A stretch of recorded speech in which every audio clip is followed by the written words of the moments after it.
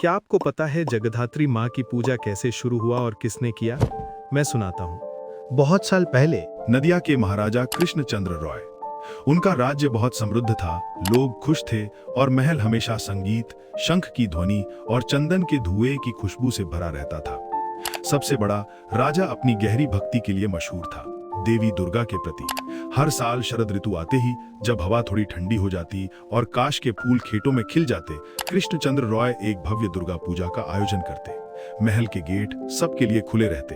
लेकिन एक किस्मत बदलने वाले साल में जब दुर्गा पूजा के दिन पास आ रहे थे, नदिया पर अंधेरे बादल छा गए। आसमान में नहीं, लेकिन तकदीर में।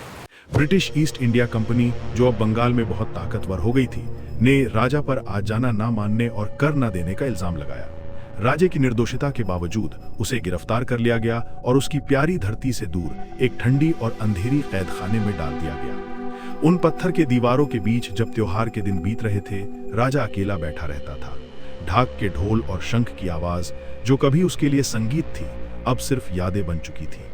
अंधेरे में उसने धीरे से प्रार्थना की, आवाज कंप रही थी। हे माँ, अपने बेटे को माफ कर दो। इस साल मैं तुम्हारा सम्मान नहीं कर पाया। तुम्हारे बिना मेरी पूजा अधूरी है, दिल खाली लग रहा है। रात दर रात वो प्रार्थना करता रहा। उसका एकलौता साथी था वो हल्की चांदनी, जो कैदखाने की सलाखों से अंदर आ रही थी। नवमी तिथि की रात थी, चांद चमक रहा था और दुनिया सो रही थी। अचानक राजे की कैदखाने में एक तेज रोशनी छा गई। हवा में चमेली की खुशबू फैल गई और उसके हैरान आंखों के सामने दिव्य मां प्रकट हो। लेकिन वो भयंकर दुर्गा नहीं थी जिसे राजा जानता था, बल्कि एक शांत, तेजोमयी रूप में थी।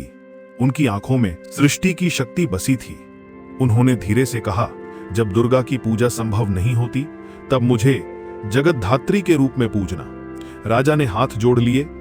उसने धीरे से पूछा, मैं आपको नए रूप में कैसे पहचान पाऊंगा? देवी मुस्कुराई और उनकी आवाज वीणा की धुन की तरह गूंज उठी। जब मैं एक शेर पर विराजमान रहूंगी, मेरे हाथों में चक्र, शंख, धनुष और बाण होंगे। दुर्गा पूजा के 1 महीने बाद मेरी पूजा करो और मैं तुम्हारे देश को शांति से भर दूंगी। इतना कहकर वो रोशनी धीरे धीरे गायब हो गई और राजा जाग उठा। उसका दिल दिव्य शक्ति और शांति से भर गया था। कुछ ही टाइम बाद ब्रिटिश ने राजा को रिहा कर दिया। जब कृष्णचंद्र रॉय अपने राज्य लौटकर आए, उन्होंने अपने पुरोहितों, कलाकारों और प्रजा को बुलाया। एक नई पूजा की तैयारी करो।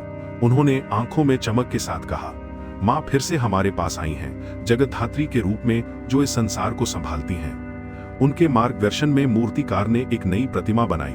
देवी एक शेर पर विराजमान थी, हाथों में दिव्य आयुध, और उनके चरणों के नीचे घमंड का प्रतीक एक हाथी पड़ा था। जब प्रतिमा का अनावरण हुआ तो लोगों की आंखें अद्भुत से खुल गईं, सब मोहित हो गए। राजा ने पूरी श्रद्धा और भक्ति के साथ पूजा की।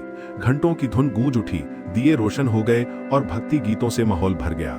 प्रजा आनंदित हो उठी, क्योंकि अपने राजा के विश्वास ने मां को उनके बीच वापस ला दिया, एक नए प्रकाशमय रूप में। उस दिन के बाद से जगधात्री की पूजा बंगाल भर में फैल गई।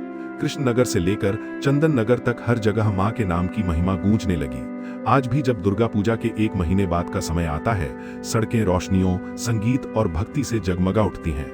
लोग उस राजा को याद करते हैं जिन्होंने अपने दुख को विश्वास में बदला, और उस मां को जो ने सिखाया कि वो हमेशा हमारे साथ है, हर रूप में, हर दिल में, हर युग में। अगर आप यहां तक पहुंच गए हो तो इस वीडियो को एक लाइक करें और ऐसे वीडियो देखने के लिए सब्सक्राइब जरूर करें।